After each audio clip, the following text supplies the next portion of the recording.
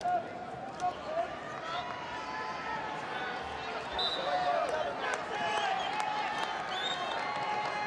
stance.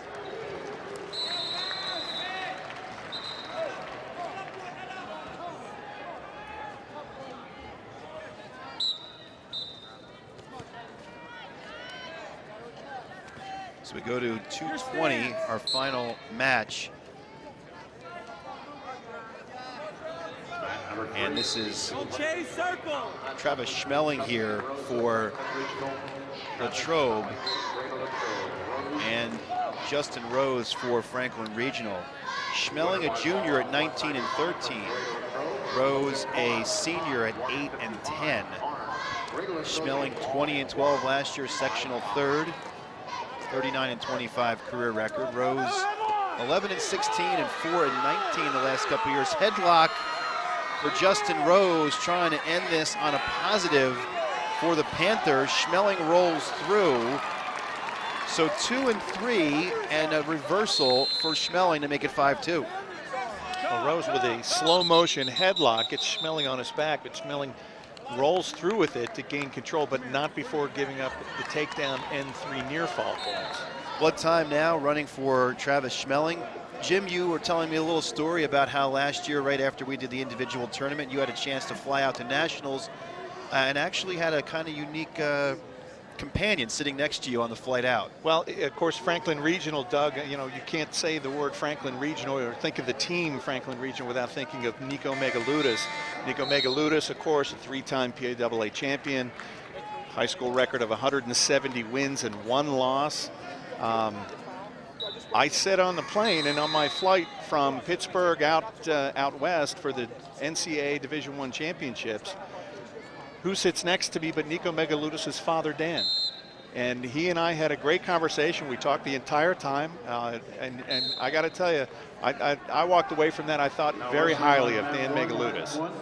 But he gave me the history of Franklin Regional. He basically said, look, 12 years ago, our school board was going to vote to terminate the high school wrestling program completely. We couldn't field a full team. We lost every match.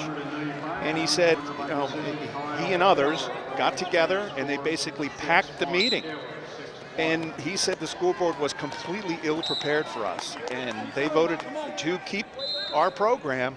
And he said, we set about, from that moment on, to systematically build this team. And that's what they did. They said, we have the coaches that we want now in the feeder programs. We've got the head coaching system that we want. We knew when the 4 semifinalists that made it to the individual tournament last year that are back on this team this year, we knew when those kids were in elementary school that they were going to be super. And he said, this is the culmination of a systematic approach to build a program from basically scratch. Highways hard, highways hard. Well, you know what happens when people mess with trying to eliminate wrestling and don't work out so good. And obviously, maybe something negative at the time has turned into a positive, because this program since that time has been outstanding. A spattering of individuals here and there, but last year and now this year, obviously this team is, as they're winning the championship here, coming around to be a power in the state of Pennsylvania. Yeah, it really shows. I mean, it gives you hope, and hopefully it shows other programs that may not be at the top of the heap that it can be done.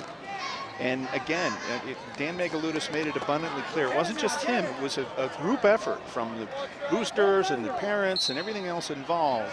It was a community effort from the Franklin Regional area that got together, and they basically, it was a drawn out program plan that they followed to the letter to get to the point where they are now. Well, a couple of key things you mentioned there. Schmeling maintains control after getting that head wrap, but he's down 5-2. Is the emphasis on the lower levels, not just junior high, but the midget programs. And then you said putting the key coaches in place up through the ranks. There's no question that every successful team is going to tell you the same thing about what it's like down at the junior high, the JV coaches, the middle school, youth programs, that's all what helps build that program into the success that they've become. Quick mop up there on Schmeling to make sure everything's okay with that head wrap. He's down 5-2. Heading into period number 2.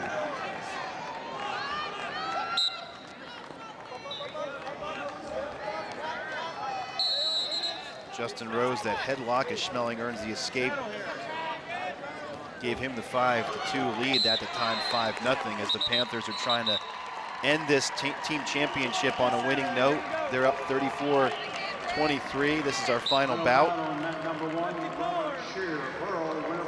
Again, Nazareth, your third place champion. They came out of the consolation bracket beating Cumberland Valley 39-18. Nazareth beating Parkland convincingly earlier today as well, 45-13. Fans of District 11 will remember their epic match in the district final last week, where Nazareth won on criteria, 8-6. So the Blue Eagles, after suffering a tough loss last night to Franklin Regional, came back today and have wrestled well. Third place for the second time. Third in 2011. Nazareth came here to wrestle. They looked, I thought that they had some very bright spots against Franklin Regional. And of course, dominated Cumberland Valley in this consolation final.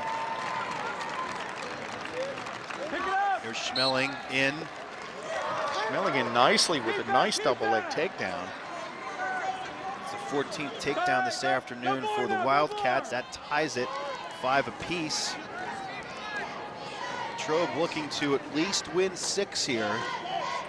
They won 5 in the first meeting, 4 in the second, trying to cut the deficit a little bit closer.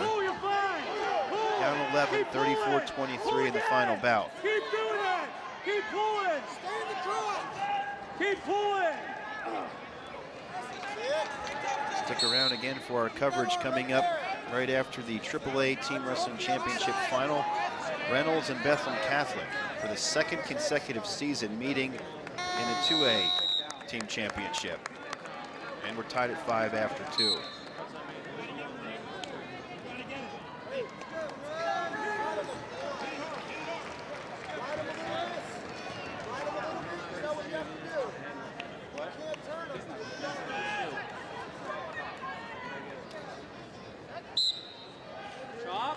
Chop. Go ahead. Reach through the other side. Reach through. Under. Rose from the top position doing a nice job, but he is riding parallel. He gets a little bit too high and just sort of gives up. Schmeling's out. Schmeling is out. Work it here. Push him. Get after him. Heavy on his head. Get him off your wrist. So Justin Rose, who comes in at 8-10. Trying to finish strong for his team. These two did not meet during the season. Rose lost to Carnes in the earlier matchup in January.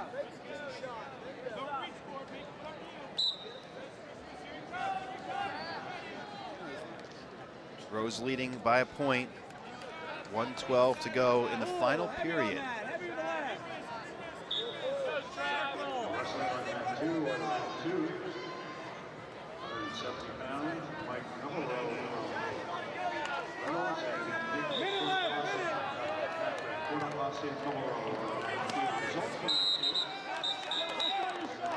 They will restart with 53 seconds to go. Rose figuring his best defense is his offense, as he's close to scoring a takedown near the boundary. Well, Rose had that big headlock for 5 points in the first period, and that's pretty much been it, with the exception of that most recent escape.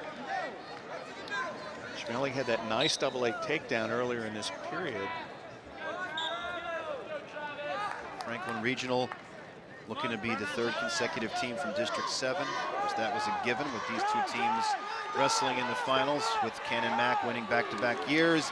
Schmeling's going to take the lead at 7-6 with a takedown. That's the 15th this afternoon for the Wildcats. And there's that nice, tight, good form double leg takedown we saw earlier in the match.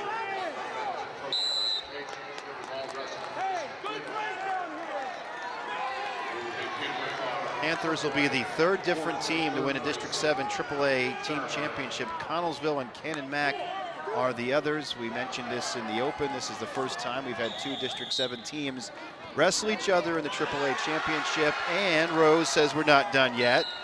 I'm going to tie it up at 7 apiece with the escape. Nice roll. We're going to keep wrestling. Just a simple forward roll, shoulder roll, gets him out. Earn the escape and tie the match.